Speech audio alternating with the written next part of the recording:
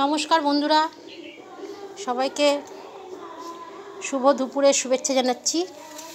আজকে রান্না করব এই যে ডাঁটা শাক দিয়ে,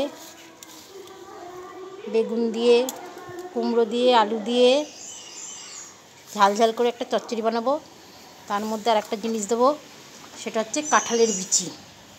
কাঁঠালের বিচি দিয়ে আমার খুব ভালো লাগে চচ্চড়ি। সেই কাঁঠালের বিচি আজকে দেবো, দিয়ে চচ্চড়ি বানাবো।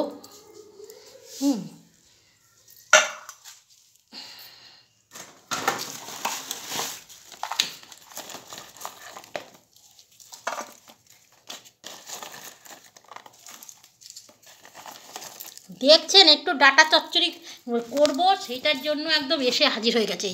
এই যে হাজির এসে কাঁঠালের বিচি খাওয়ার জন্য ব্যস্ত হয়ে গেছে রে। আবার